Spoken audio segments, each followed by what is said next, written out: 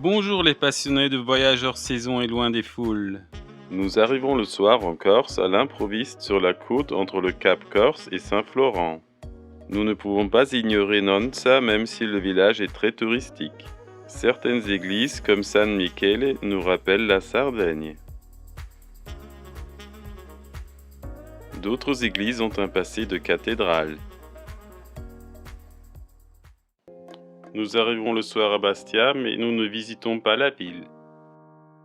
Nous allons vers le sud pour faire les courses de produits corses.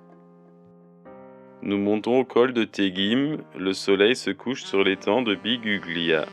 Nous voulons rester près du col, mais nous ne trouvons pas d'emplacement idéal. Nous descendons donc vers Patrimonio et sa côte ouest, où nous tombons par hasard sur le camping Sole Marino. C'est un camping familial avec une plage offrant de mémorables couchers de soleil.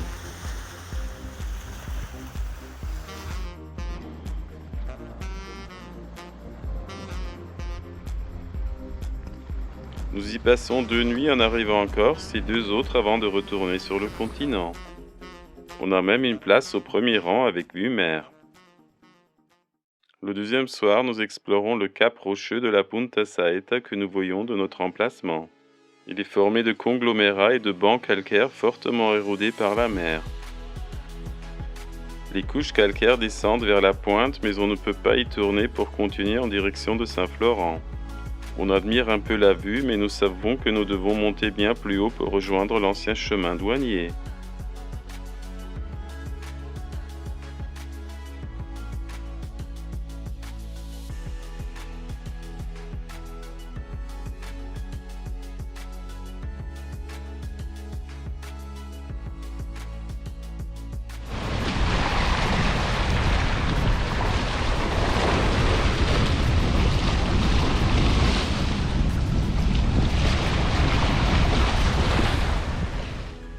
Lorsque l'on passe le cap par le chemin, le soleil du soir réapparaît. Mais on voit aussi que la mer défonce littéralement la côte friable. Cette arche naturelle n'a pas de nom et n'est pas répertoriée sur les cartes.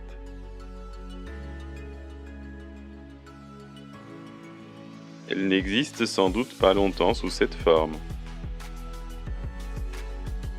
Le chemin principal reste en hauteur. Le panorama va du désert des Agriates à gauche vers la Punta di Canelle à l'ouest du Cap Corse.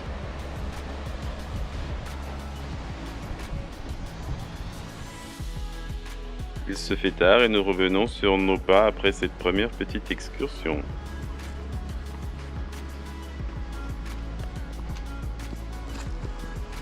On voit notre emplacement en camping plus bas.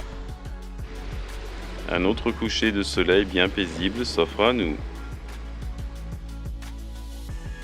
Nos voisins s'installent pour l'apéro au coucher du soleil sur le remblai entre la plage et le camping.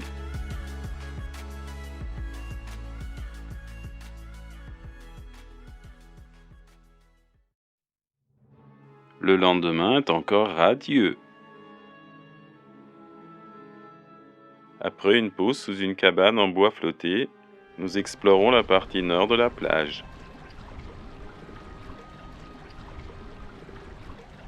Les rochers sont plus plats, mais l'érosion est toujours aussi forte.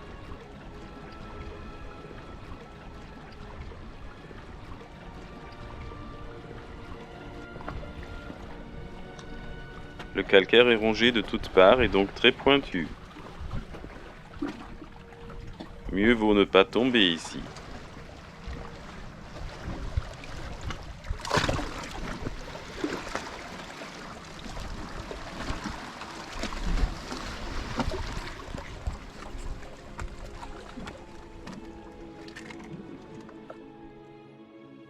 On boit un peu plus du désert des Agriates, concrètement c'est la Punta di Curza que nous voyons à l'horizon.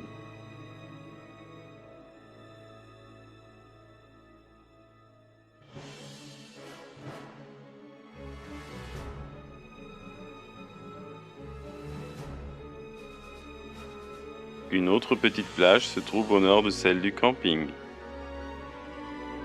Nous n'y descendons cependant pas et revenons à notre emplacement.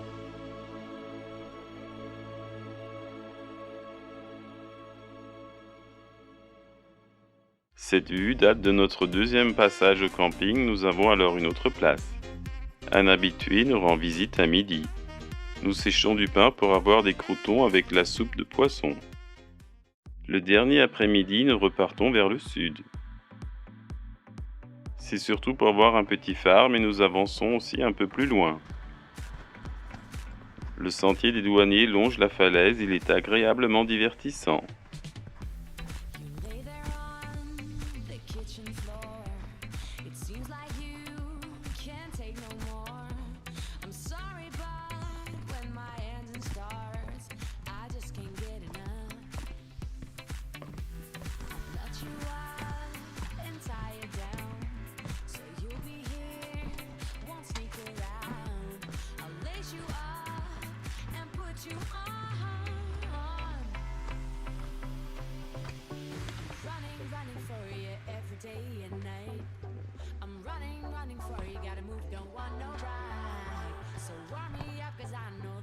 At my feet, yeah. So take me higher, baby. Let's go and hit the streets, yeah. So I'll keep running, running, running for you. So I'll keep running, running, running for you. Nous ne descendons plus vers l'arche rocheuse de la dernière fois, restons en hauteur sur le sentier balisé en direction de Saint-Florent.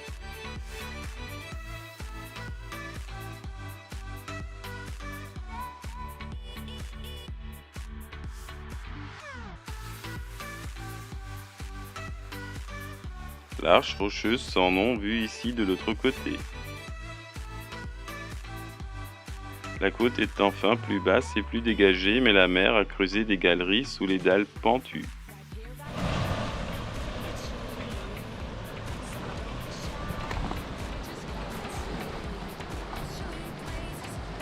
Y pénétrer avec un bateau à moteur est apparemment un défi pour les locaux.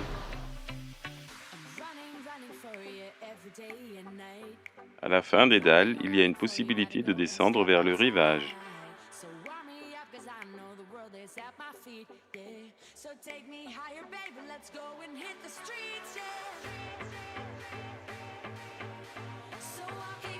Nous en profitons pour avancer sur un rocher qui s'avance dans la mer.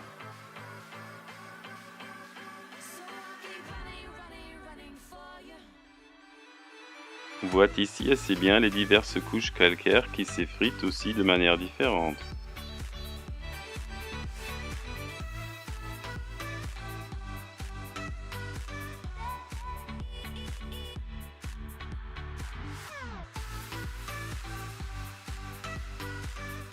Ce rocher est comme les dalles penché d'environ 30 degrés vers la mer.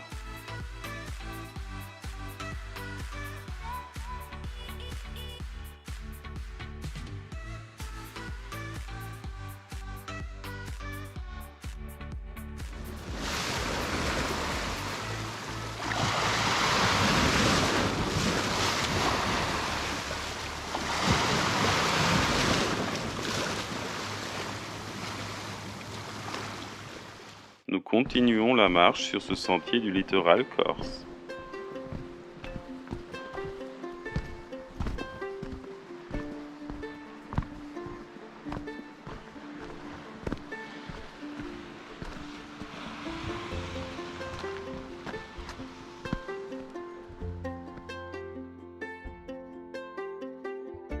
On voit retour sur la côte trouée de grottes marines et sur le rocher d'avant.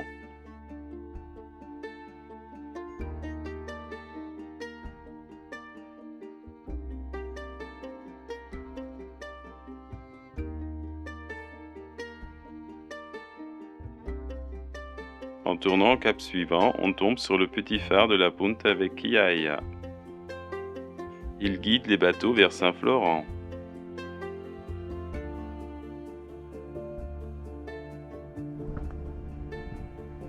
Le plus impressionnant ici est l'érosion de la roche qui modèle les strates horizontales très minces. Ces strates forment des marches sur lesquelles on peut assez bien marcher, mais la pente augmente vers le bas et vers le sud.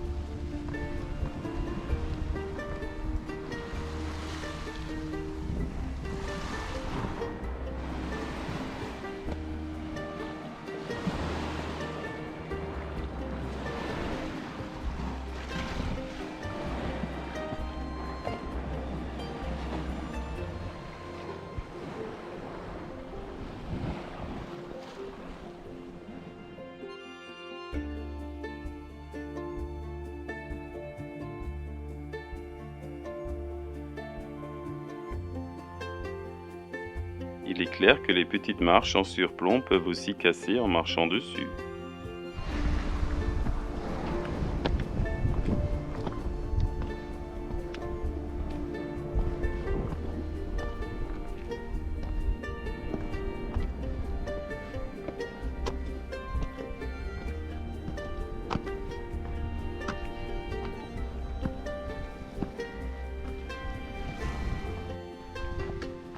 Au sud de la Punta Vecchiaia, le chemin des douaniers prend des aires de promenade aisées.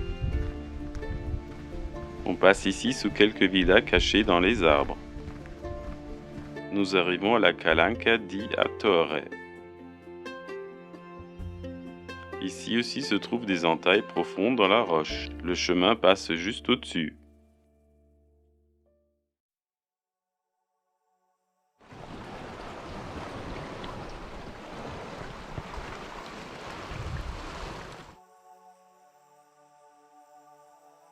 Nous voyons que le soleil est très bas et nous rebroussons chemin à partir de la Calanca di Attore.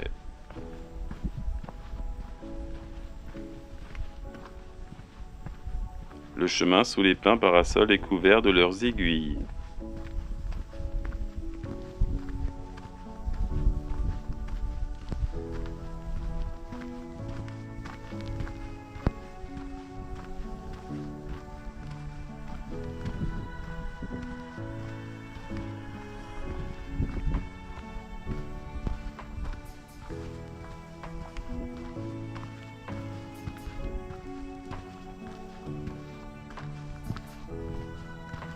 On regarde une dernière fois le phare et on retourne au camping.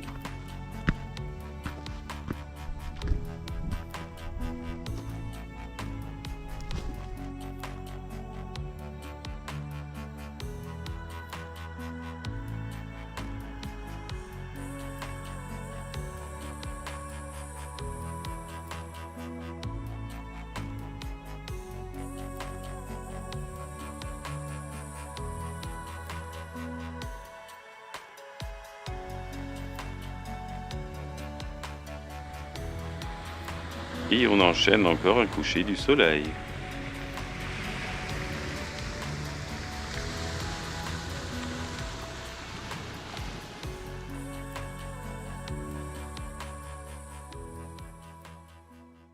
La côte ouest de Corse ne voit que tard le soleil le matin. Il est inutile de venir trop tôt à Nonza si on veut avoir un peu de soleil. Ne pouvons pas nous garer dans le centre, nous profitons de la vue sur le village en approchant à pied. Nous montons directement à la grande tour pour avoir une vue d'ensemble.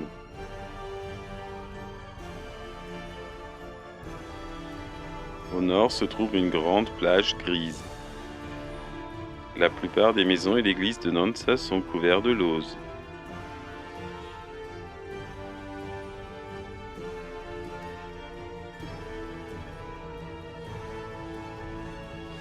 Les gens ramassent tous les cailloux pour les caser sur le mur de la tour. Le lieu est donc très propre et pas casse-gueule.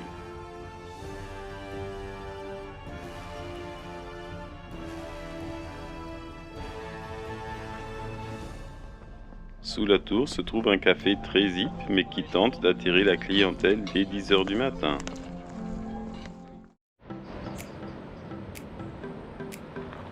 Sous le rocher, il y a quelques vieilles maisons avec une très belle vue mer.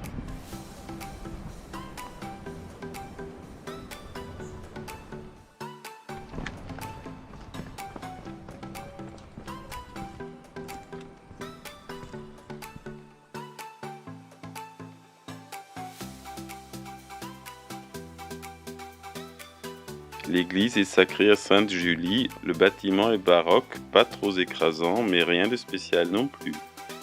Nous préférons redescendre dans le petit village.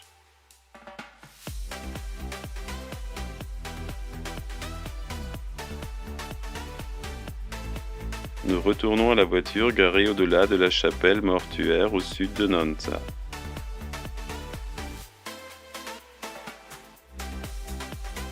Nous allons voir quelques églises et chapelles plus loin au sud. Le col de Teghim offre un beau panorama de la crête principale du Cap Corse.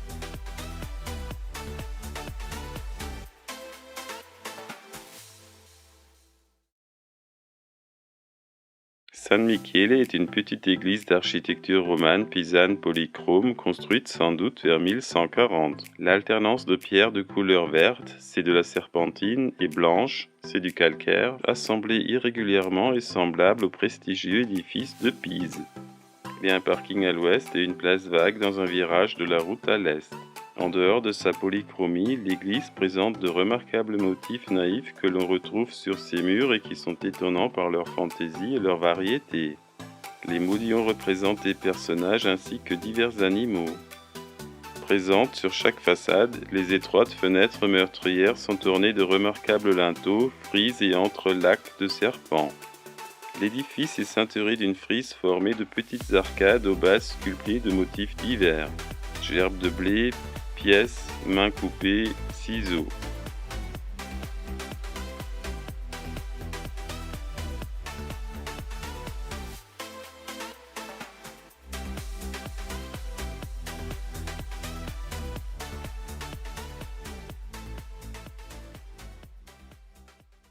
À l'arrière de Saint-Florent se trouve la cathédrale du Nebbio. Construite au XIIe siècle, elle a été le siège du diocèse de Nebbio jusqu'en 1789. C'est aujourd'hui l'église Santa Maria Assunta. L'édifice est aussi d'architecture romane pisane, mais monochrome de calcaire ocre.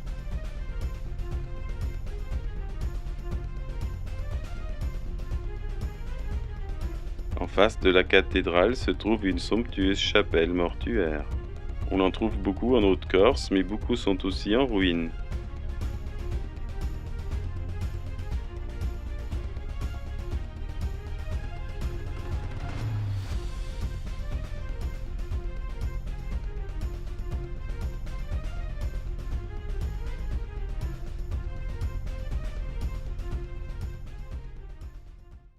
Notre dernière étape est une chapelle en ruine en pleine campagne. Elle date du XIe siècle et s'appelait autrefois San Quilico de Casatico et de Brietta, du nom de deux hameaux aujourd'hui disparus.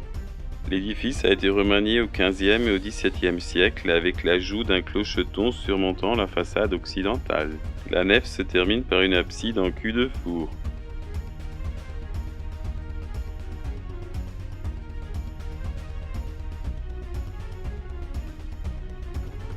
L'ancienne chapelle est ruinée, dépourvue du toit et de portes. Dans la prochaine vidéo, nous restons sur la côte ouest, mais nous descendons plus loin vers le sud. Des liens se trouvent à la fin de la vidéo et dans la description. À bientôt sur Voyage hors saison.